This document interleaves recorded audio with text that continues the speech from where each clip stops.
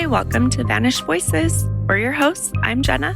And I'm Shannon. I have a case for you today that I had not heard about, even though it's happening here. So I think that's a good indicator about the media coverage. Yeah, I would agree. Kind of hate that. So I was excited to be able to research as much as I could and bring it to our show. Should we jump right in? Yes, I'm excited to dig into this a little bit more. Yeah, I hope that you've heard about it, but if you haven't, the media coverage is... I feel like I have, but let's see. All right. On a hot August day in 2019, 39-year-old Cynthia Acevedo left her home and vanished without a trace. She was seen walking down a quiet road by a small cemetery in Laveen, Arizona, and then nothing. No phone calls, no social media updates, no visits to family. Cynthia never came home, and her sudden silence immediately alarmed those who knew her. Today, more than 6 years later, her family and community are still desperately seeking answers. How could this loved mother, daughter, and friend disappear in broad daylight on her own tribal land? Let's talk about Cynthia a little bit. She was a beloved member of her family and community. She was born on October 12th, 1979.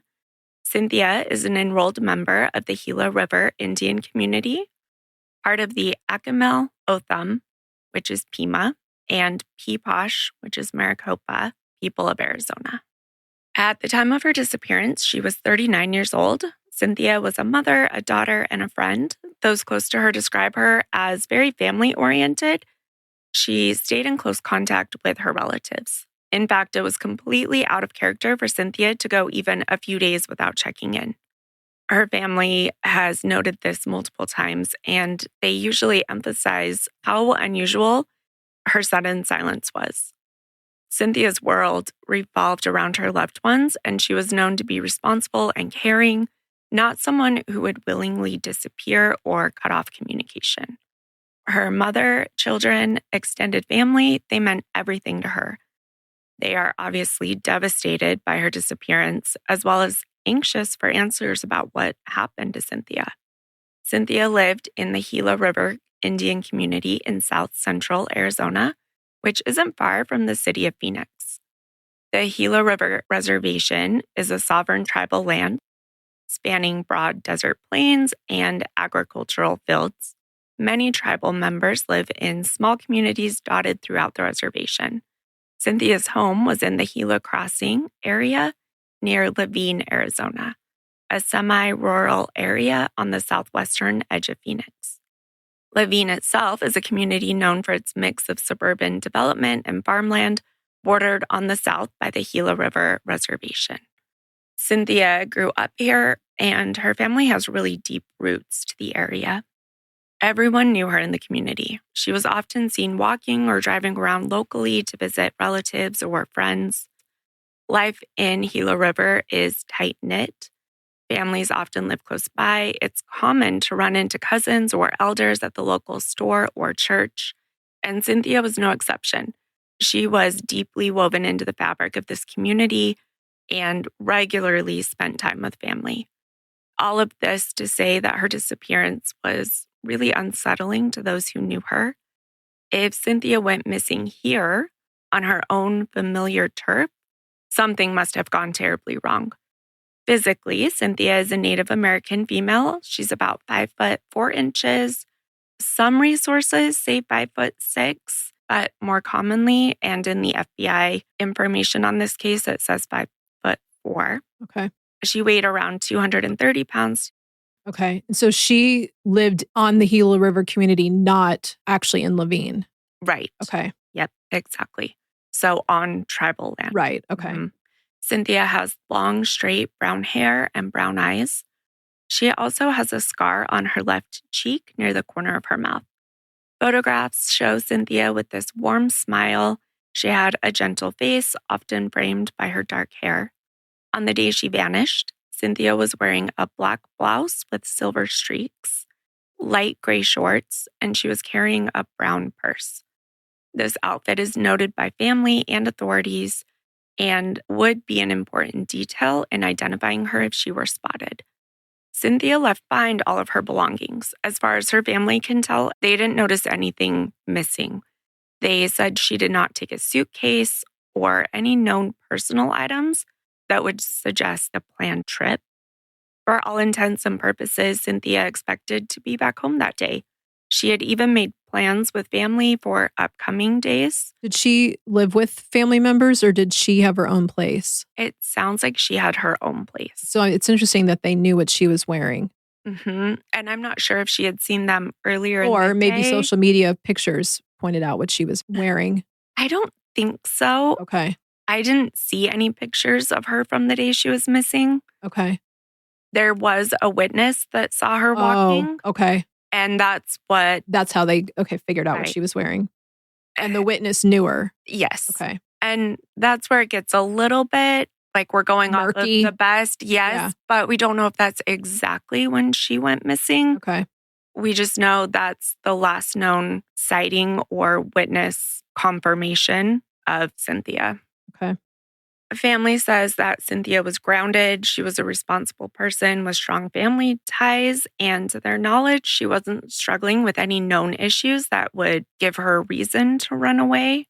They didn't know of anything going on financially or personally or medically, anything like that. And she was not known to live a transient lifestyle, which will come back into play later. Her disappearance, her family says, is profoundly out of character, which is why they knew something was wrong when she suddenly stopped answering her phone. On Thursday, August 15th, 2019, was a typical scorching day here in Arizona. The high that day in Phoenix was 114. And the low, which if you've ever been to Phoenix, our low is not low, but and it only comes around 4 a.m., 5 a.m. Before the sun comes back out. And the low was 85. So thinking about that and the fact that she was last seen walking down the street, that was a hot day. What time of the day was she walking down the street? Reports say late afternoon, early evening. Okay, so really right around 1:14. Right. Does she have a car? I'm not entirely sure. Okay. It's not in the reporting. Generally, you're not out walking. No. At that time of day. So that's one thing that stands out. Unless that's your only form of transportation. But even, yes, okay, if that's your only form of transportation, it's your only form of transportation. But generally, you're not out walking. And if 4 you and were 5 p.m. at 1:14. Right. If you were going somewhere specific and it's short, okay, but that is a rough time of year here. On this day, Cynthia was seen walking near a local cemetery in the Gila Crossing area of Laveen. Specifically, reports indicate she was last spotted around the intersection of Bathos Street and Gila Crossing Boulevard, which is a quiet area, and a small cemetery is right there. And like I said, we don't know the exact time of day, but going off of the reports and things that we've seen, it sounds like it was late afternoon, early evening. She was alone, as far as anybody that saw her could tell, walking on foot. The one witness that we see the most from said that she appeared to be headed somewhere along that road. And I'm not sure exactly how they know that, but that did come up in the reporting pretty often. Was this a normal area for her to walk in? That I couldn't find because I was wondering if she had family buried there. Was it a native burial area or was it mixed or is it sounds like it was non-native? Native, okay. And that she was on tribal land. Tribal land. Yeah. But the reporting is really spotty. They say that possibly she was coming from a friend's house or visiting a grave. Those are the two that come up the most. Yeah. And like I said, she was seen carrying a brown purse. Probably she had a few personal items in that, maybe her phone, keys, cash. None of that has ever been recovered. She's never been found. They've also never found her phone, as far as we know, or the purse or whatever was in there. Was her phone ever looked into? Did they try to ping it to a last location? Did it just die and then that was the end of the phone? I'm really hoping that they tried to ping it. However, she wasn't reported missing for 2 weeks. Oh. So hopefully they were able to go back and see that from the cell phone provider. Right. But if it was turned off or if it died, I couldn't find, because also there's a lot of quotes in the reporting that say her family kept trying to call her and she didn't answer, but they didn't specify if it went straight to voicemail or if it rang and rang and rang in those first couple days, if that makes sense. Yeah. I always feel like that's such an indicator. I always try to find that because I feel like that gives us some more context. Yeah. Her family says that she was in good health and normal spirits at the time. They said that nothing was obviously amiss in the moment that she was last seen or in the days before she went missing.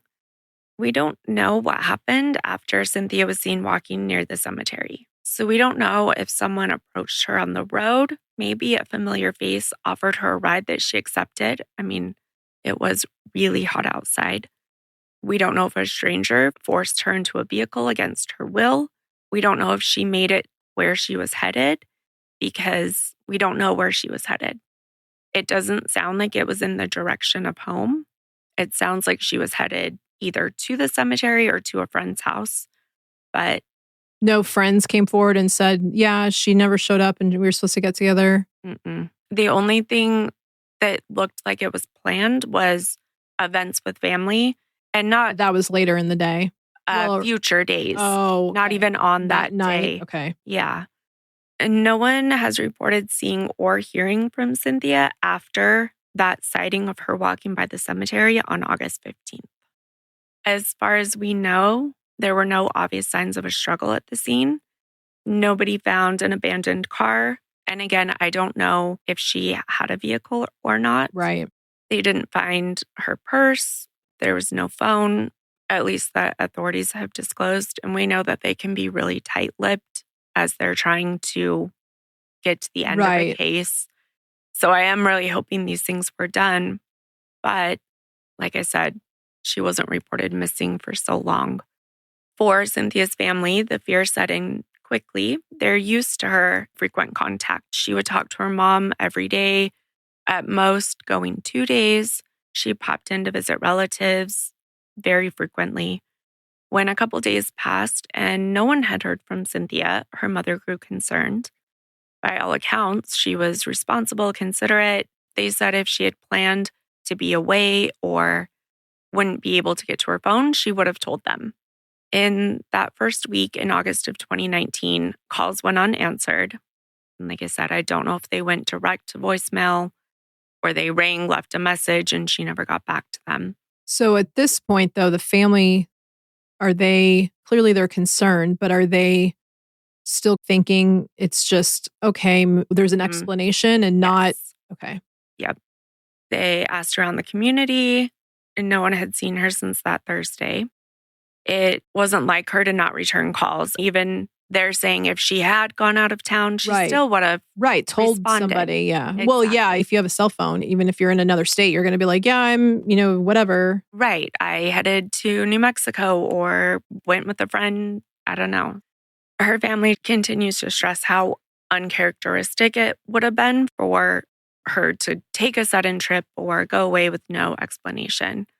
By the second week of silence, fear turned to panic. Her mother in particular felt that something was terribly wrong.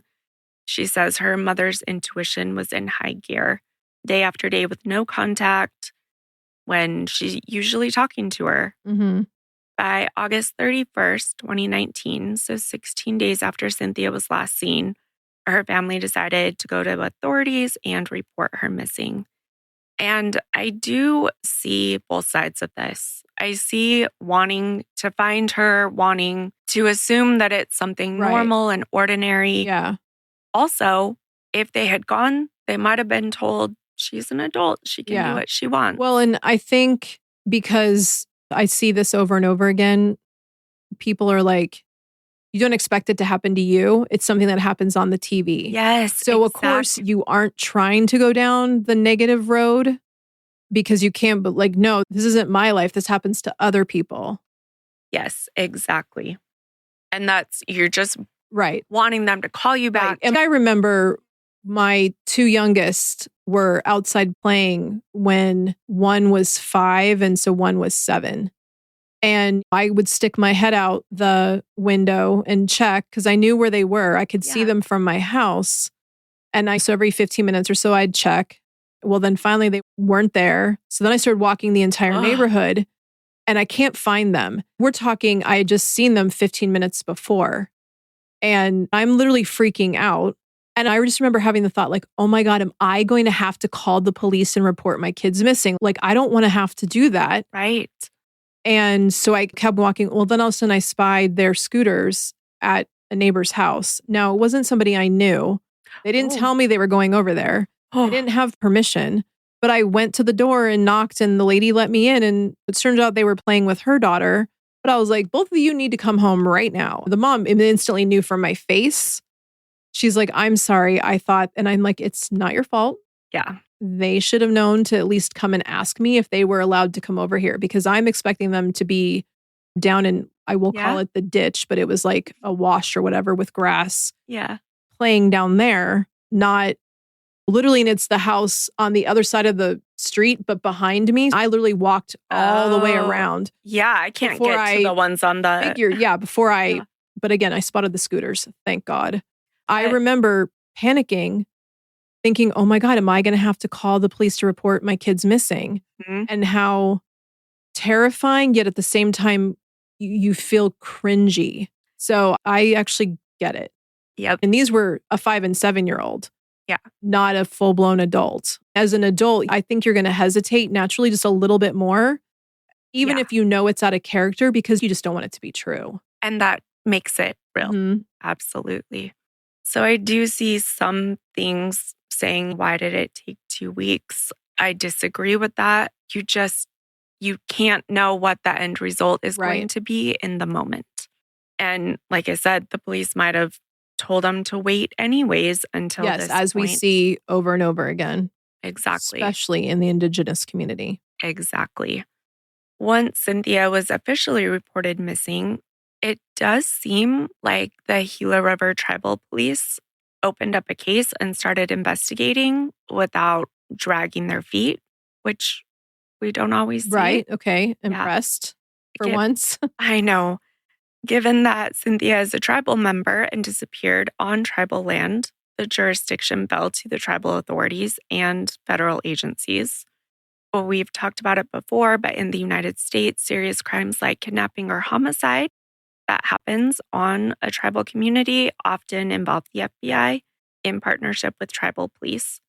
And very quickly, investigators sensed that this was not a simple missing person who would turn up on her own. Cynthia had been gone too long without a word, and her family were very adamant that that was highly unusual. Law enforcement did seem to treat the case with urgency and suspicion from the start.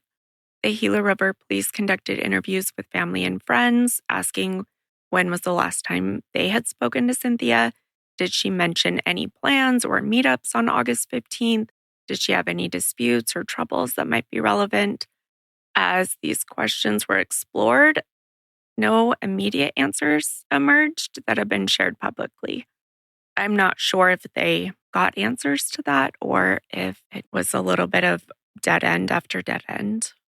Early in the investigation, the FBI became involved, recognizing the potential that Cynthia's disappearance was the result of foul play. And it does seem like pretty early on, the FBI formally labeled her case as an endangered missing person under suspicious circumstances. And the involvement of the FBI was significant. It meant additional resources and expertise were brought in, but it also signaled that authorities feared a crime had occurred. Investigators believe the circumstances surrounding Cynthia's disappearance and, as they've said, her possible death appear suspicious. But to be clear, no remains have ever been found. The stark statement was made in an FBI bulletin indicating that by the time federal agents were on the case, they had reason to suspect Cynthia may have been the victim of a violent crime. So that's interesting because normally they're very keen to keep it a missing person. Right. That makes me think that they do have some type of information that they're not sharing publicly for whatever reason. Me too. That they have to hold it back if they ever do find somebody to confirm facts. But you don't just go straight to a violent crime. Right. Especially with no body. Yeah. And nothing that they've acknowledged has been found. Right. And I don't know if we've seen once the FBI take the case, it seems like they hold everything really close. Yeah. So it could be that, because it does seem like they started really quick. In those initial days and weeks of September 2019, we don't know exactly what the investigation entailed because official details are very sparse.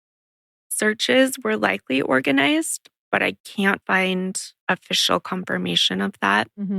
Hopefully by the tribal police, FBI agents, maybe community volunteers, all focusing on the area she was last seen. So the person that said they saw her walking by the cemetery, did they come forward, or was that from a result of a canvass of the neighborhood and they interviewed the person and they happened to say, oh yeah, I did see this person? I don't know exactly. It sounds like they talked to her family when her family was asking around. On that, okay. That's what I get in the subcontext of it. It sounds like it was more to her family, and then they were able to connect them to investigators who were able to get more details. Interview the person. Okay. Yeah. I did check. If you're not familiar with the Phoenix, Arizona area, we have what's called monsoon season. They'll say Arizona has 5 seasons, even though I think it's really just 2. Hot and cold. Yeah, I'm like 2. Not even cold, hot and less hot. But they call mid to the end of July into August our monsoon season, when we will get really heavy rainstorms. In 2019, it did rain on August 28th. And then September 1st and 2nd, we had strong thunderstorms and heavy rain, which is really unfortunate. Yeah, because considering we're in a place that very rarely happens. Right. Of all times, like that's, evidence missing now. Right. You're missing footprints, tire tracks, anything that you might have been able to piece together. It seems like it was washed away before the investigation even really got started.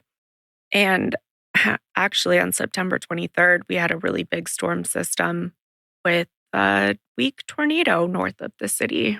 So Phoenix is a weird place. But depending... Like an actual tornado or like a dust devil? It said a weak tornado. Interesting. Yeah. I don't remember that, but...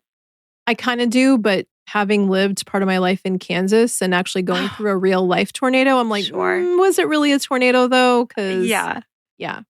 But true. Usually they'll say haboob though. Right, or dust devil as we called them back in the 80s and 90s. We didn't even call them haboobs. We just said, it's a dust devil. But haboob is well, more and even fun dust to say. devils where it's just, it looks like a tornado, but it's just dirt. Yeah. If Cynthia had been harmed or abducted, no evidence was found that was disclosed publicly from any of those searches or canvasses of the area.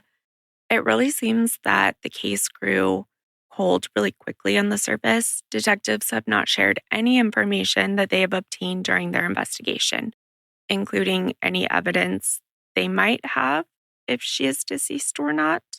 In other words, whatever they know, they've kept really close to the vest. They have not announced any suspects or person of interest publicly. No crucial piece of evidence like a vehicle description or any kind of DNA finding has been revealed.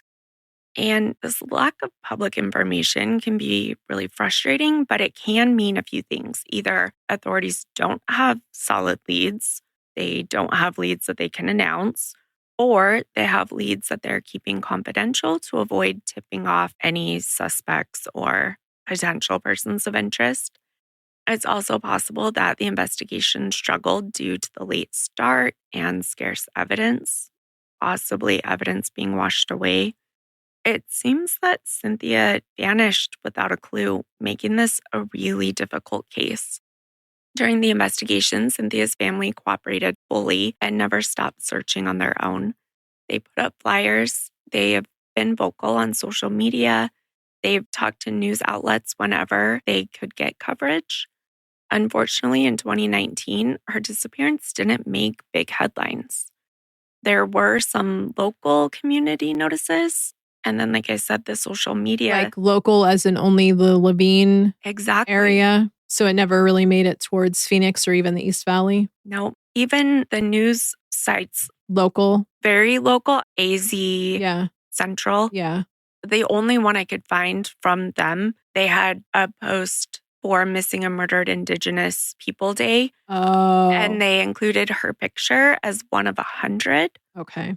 And so that to me isn't media coverage on her case, because unless you're actively looking at people or really interested, I don't know if you're going through all 100 of those and reading about them and learning the circumstances. Right.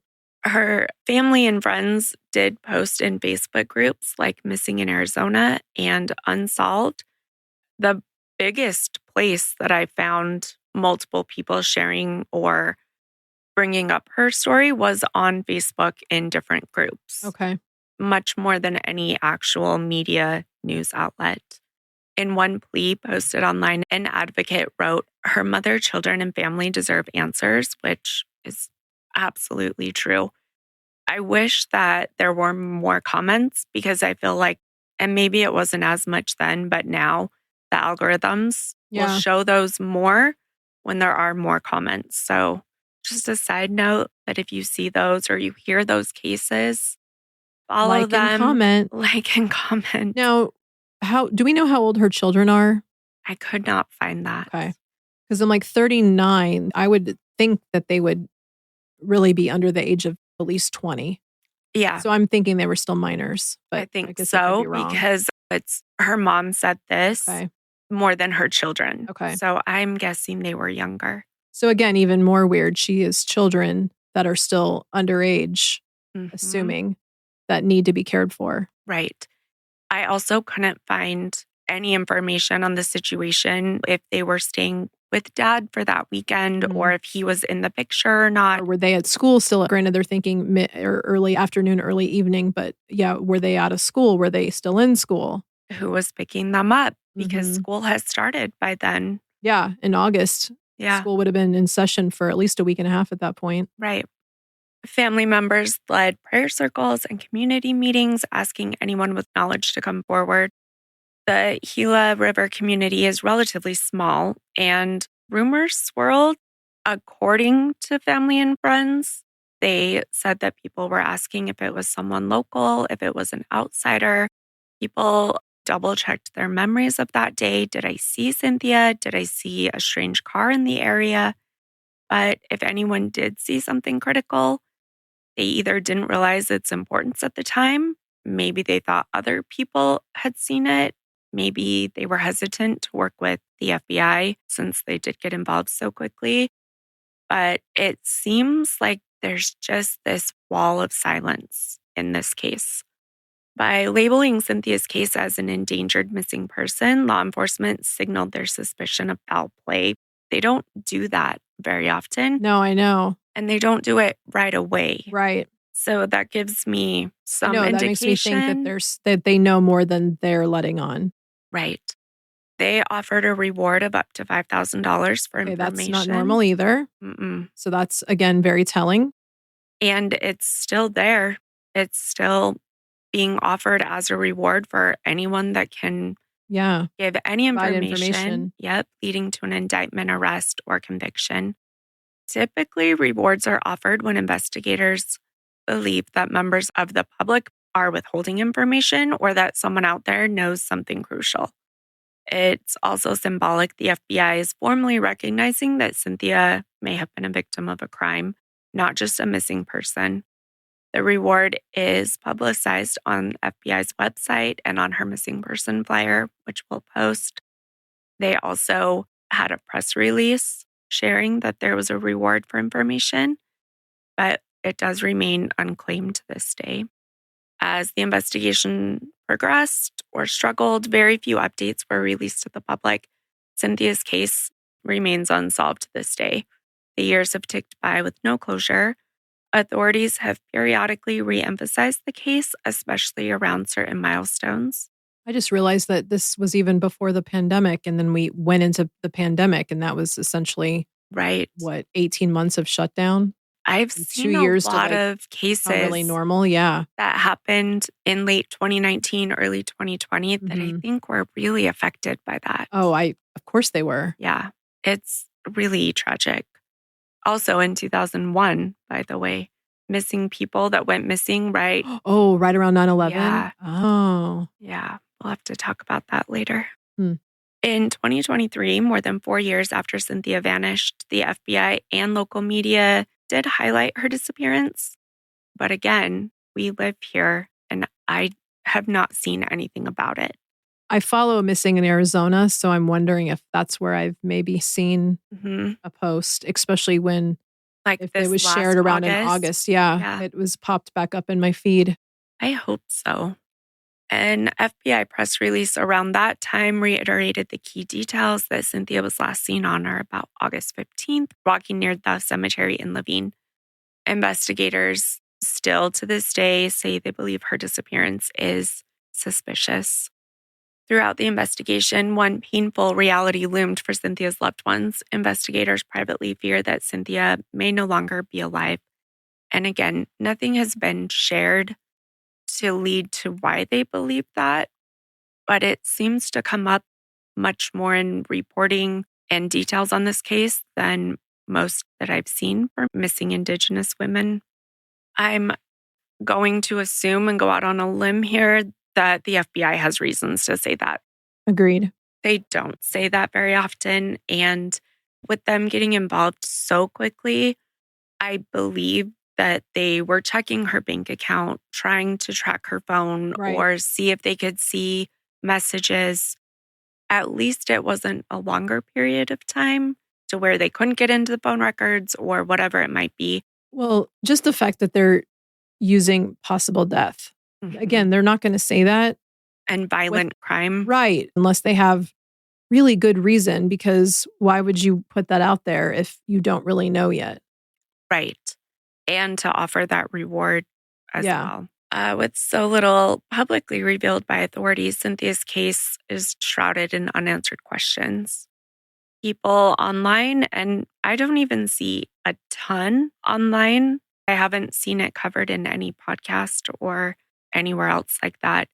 But there are theories that float around whether she encountered somebody she knew that seemed like a safe, trusting person. Maybe they stopped to give her a ride. We're not sure. Maybe it was someone in the community, which does haunt her family. That wasn't something I had ever thought of until really diving into true crime. But when you don't know who harmed your loved one, or even if they were harmed, but who harmed your loved one, it's impossible to trust even people that you love and care about in your community because you don't know if they're responsible. And a family member that I have talked to really pointed that out. When his sister was killed, they didn't know for 50 years. And they didn't know if it was another family member. They didn't know if it was a community member, a friend of theirs. He said it made it really hard to trust anyone in your circle after that happens. There's the possibility that Cynthia was the victim of a random crime. Laveen borders Phoenix. It's Mhm. very close. And Yeah, right there. right, it The is racetrack's right there. part of the Phoenix serial shootings. Laveen came up Mhm. frequently. It's very close to Phoenix. So it is possible that somebody from Phoenix, or not necessarily someone she knew, they don't seem to think that it was an accident or a medical emergency just because of what we've talked Well, and they about. would have found her. Exactly. Something. Right. Yes. Especially doing searches, even 2 weeks later, you still Yeah. would have found Yeah. I mean, I something. would think a medical emergency would have happened out in the open, Right. and then she would have been found, Agreed. like, much faster.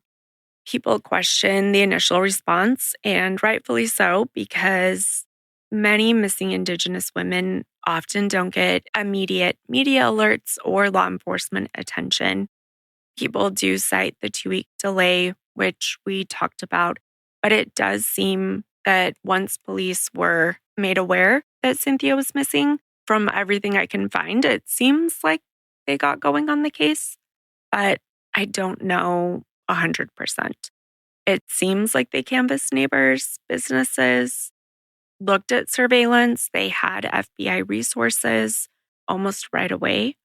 One report on missing Native cases noted that Native communities have long faced obstacles. The lack of adequate resources, timely responses, and jurisdictional challenges have left many families without support in finding their loved ones and feeling safe.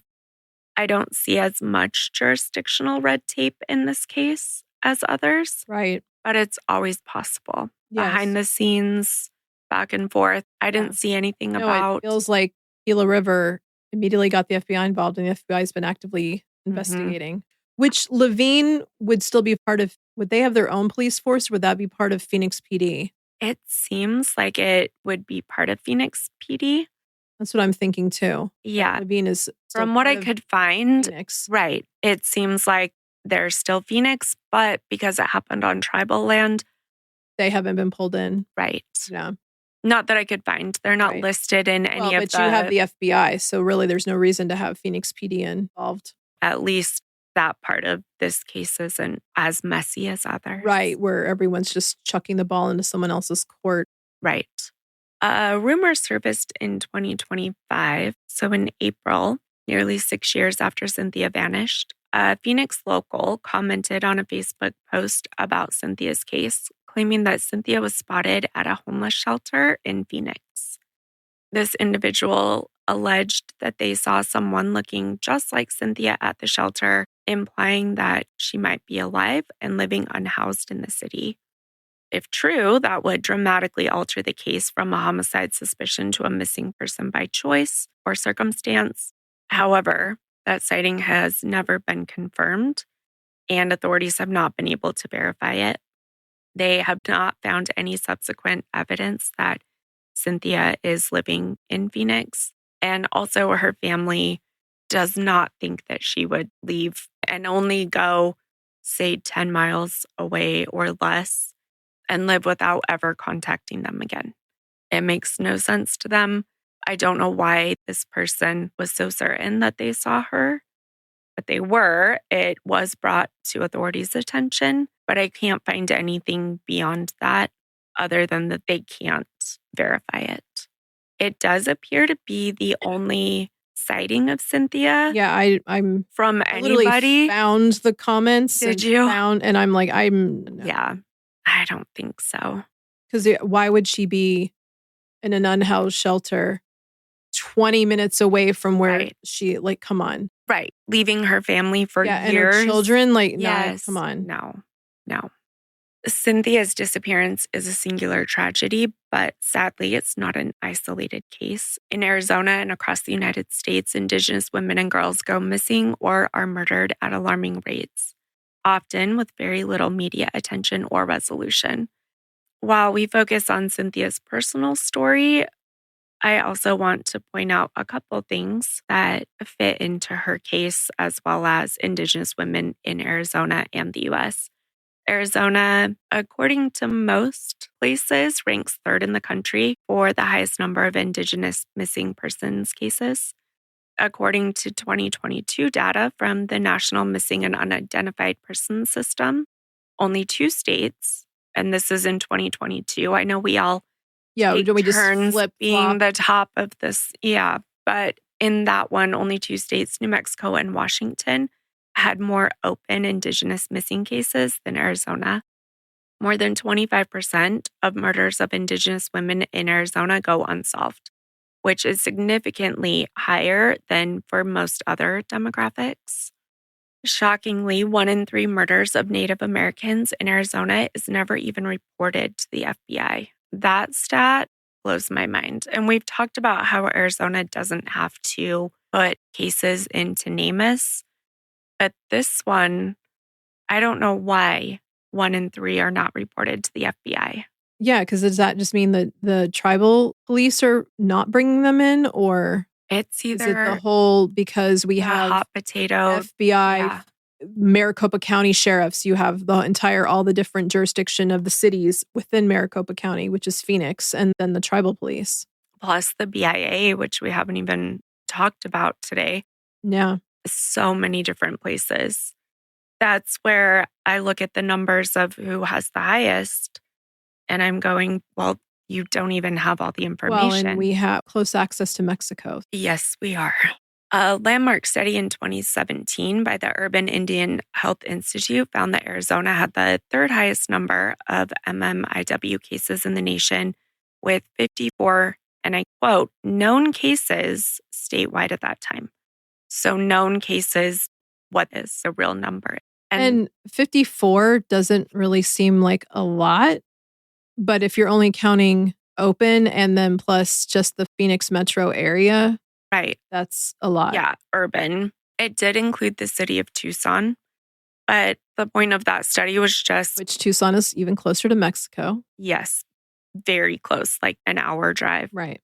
Highlighting that it's not just on reservations that it's problematic, it's also in major cities. Oh, yeah, because you have maybe even more Scottsdale PD, Phoenix PD, Tempe PD, Mesa PD, Gilbert PD. Yeah, each city has their own police force. Yes. And those roads bleed together, and we're talking 10 miles apart. Yes. Like, it's really Phoenix metro area. And you don't even know which one you're in. No, right? In fact, a court case I sat on as a jury member, there was 3 police departments involved in the high-speed chase, because it started in Phoenix, ended in Glendale. Maybe it was just 2, because it started in Phoenix. No, I feel like they flipped over. I know they went into 3 different precincts. Peoria, maybe? Maybe it was Peoria. Maybe they went north and then back. So maybe it was Phoenix to Peoria to Glendale. Oh, wow. And so you had 3 different precincts chasing this person. Wow. I need to hear more about that later. Oh, yeah. Now I understand why they say never be your own lawyer, because this individual chose to be his own lawyer. And I was taking notes in the jury box, and I'm like, dude, you're literally telling on yourself as you're asking other witnesses questions. No. Like, you're literally telling. It was the craziest thing I've ever seen. Oh my gosh. We might need to do a whole episode just on that. Although I don't know what you're sworn to secrecy about. Probably nothing now, because it's all public record. Oh, yeah. I can just tell the story without mention, because I couldn't tell you the person's name. Yeah. Now. I can tell the story, though.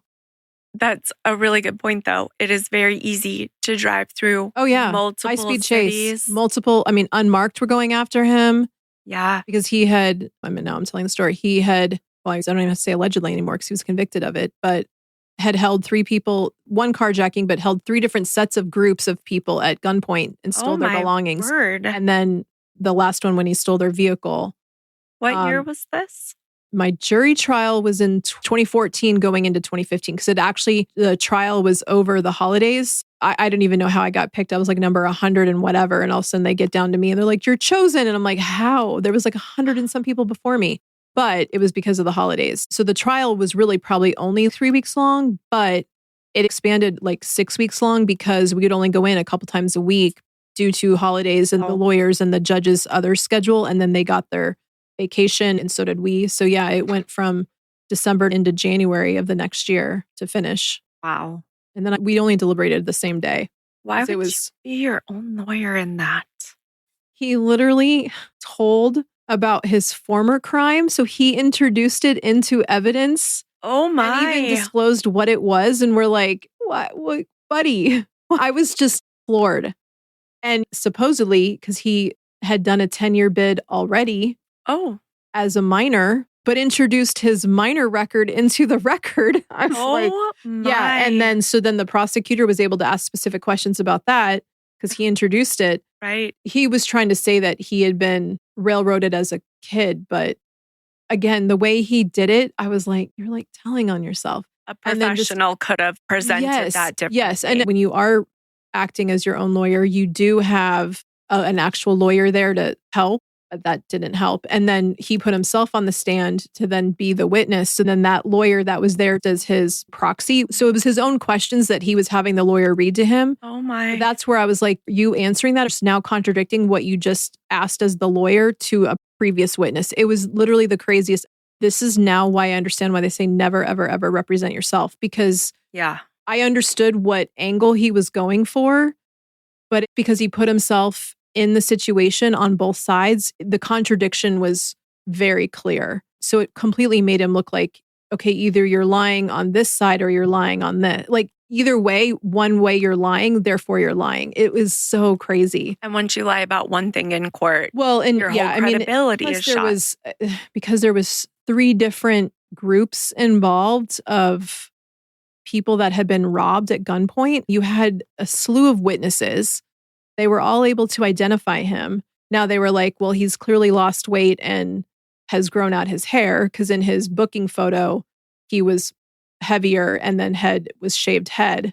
Because I went in thinking like, oh, okay, clean slate. Let's just hear the facts. But it was so obvious because the jury did decide to vote for conviction. And afterwards, the prosecutor came in to talk to us and we were able to find out there had actually been a female with him who had already pled guilty. So that made me feel better that at least we had come to the right conclusion that his fellow accomplice had already admitted her involvement. Now I'm interested as to why she was not needed to be brought in as a witness. So I don't know, but maybe they didn't want to give her any leniency on her part because it was 3 counts of aggravated robbery. Oh. And so each count can carry 10 years. So he was going away. Wow. So I never went back and looked at the sentencing information, but I had looked after. And I don't know if that was the minimum, but I just know he was facing like 30 years in jail. And not when you want to represent never went yourself. back to go look because the sentencing was different and they didn't need the jury for that. So I never went back to look to see what he actually got. Interesting. Mm-hmm. We might have to look that up. I have no idea what his name is. We got some details though. Yes. We're pretty good detectives. Man. So Vanished Voices life lesson. Don't be your own lawyer. Yes. Don't. No. Even if you have to go with a public defender. Yeah. Right. Do it. They know more. Along with missing and murdered Indigenous women and girls in Arizona, we have mentioned before, but we do have a new turquoise alert. Mm-hmm. But that was only introduced in 2025 in the spring. And wait, is that just for minors or is that for any Native person that's missing? That's for any Native person that's missing. Yeah. It wasn't in existence in 2019, unfortunately, which might have gotten it out to more people in the area quicker. Right. Everything we just talked about Arizona's stats and missing and murdered Indigenous women and girls in general, just formed the backdrop to Cynthia's case. And while we've talked about cases in early 2000s, 90s, mid 2000s, even more recent, some have their things that went well, but we're still talking about them because they're still unsolved. Each of them can contribute to new rules, new laws, new alerts, new all of those things, but it's still a huge problem. So all of that to say, each of these cases sometimes becomes a statistic, and it shouldn't, because there's a real person behind that. There's a person with a family and friends that miss them, that are searching for them. And I share those statistics to emphasize that there's still a huge problem here, but hopefully more and more changes come from each of these cases. When I share the statistics, I don't want people to think of each of these cases as a statistic. Yeah. I want to bring awareness. Well, that yes. I think sharing the statistics highlights that this is truly an epidemic. An epidemic, exactly. Yeah. This is clearly an epidemic that is going still unnoticed. Right. Largely. Yes. When I talk to people about this podcast, about the cases that we cover, about the cases I hear about that we haven't yet gotten to cover, but plan to, or just the cases I'm reading about and sharing, I don't get the same reaction that people have heard of them nearly as often. Right. I think it's bringing awareness to something that doesn't have any right now. Right. Which is important. Yes. And I do find it encouraging that Arizona has started to implement some of these, like the alert system. We also have a new state task force on missing and murdered Indigenous people, which was formed in 2023. And these efforts are aimed at preventing other families from suffering the same uncertainty and frustration that Cynthia's family has had to go through. But the other side of that is that policy change takes time. And for these families with an empty seat at the table, every day without answers is torture. A Navajo lawmaker, a state senator named Teresa Acevedo, said, quote, "Every law, especially in this sense, would have some conditions. We just need to see how it'll be implemented." And I feel like that's not the answer that these families want or need. And I feel like that's the real side of it, if that makes sense. The realism that these things are being passed, but now they have to be implemented and the actions have to change in a real and meaningful way. At the heart of this case is a mother who reported her daughter missing, a mother who's continuing to pray for answers. It was Cynthia's mother who walked into the police station on August 31st, 2019, to file the missing person report. And it's Cynthia's mother who wakes up every day since then with a hole in her heart. She, along with Cynthia's children, relatives, friends, have lived over 6 years with no answers. They've celebrated birthdays and holidays with an empty chair at the table, always wondering where Cynthia is. In interviews and gatherings, Cynthia's family members have expressed their heartache and their determination. They refuse to let Cynthia be forgotten. They speak of her in present tense, hold on to her possessions, and keep her story alive in the media whenever they have the opportunity. The community's determination can be seen in small acts of remembrance. For instance, on social media, every year on August 15th, you'll see posts circulating in the Arizona Indigenous community pages. Remember Cynthia Acevedo, missing since 2019. Gila River, help us find her. They share her photos, the same warm smile, loving eyes, and remind the world that her case is still unsolved. These posts often tag law enforcement or news outlets trying to amplify her voice. While tips have been few, the effort itself keeps hope alive. It only takes one person coming forward with the right information to crack this case. Perhaps someone heard a suspicious story from an acquaintance. You might have noticed unexplained scratches on someone's face or vehicle back then. Perhaps a friend of the perpetrator knows something and has been wrestling with their conscience. The family and investigators alike are waiting for that person to finally speak up. And this is where you can play a role. Vanished Voices isn't just about telling these life stories, it's about invoking action and awareness. Cynthia's case remains open and unsolved, and it needs the public's help. We want to directly appeal. If you know anything, no matter how trivial it may seem, about the disappearance of Cynthia Acevedo, now is the time to come forward. Maybe you recall something about that day in August 2019 in Laveen. Maybe you overheard talk in the neighborhood, or a friend confided a strange incident to you. Perhaps you're hearing this and realizing that you have a gut feeling about someone who was around that area at the time. Even the smallest clue could be the missing piece that helps investigators finally figure out what happened. The FBI and the Gila River Police Department are actively seeking information.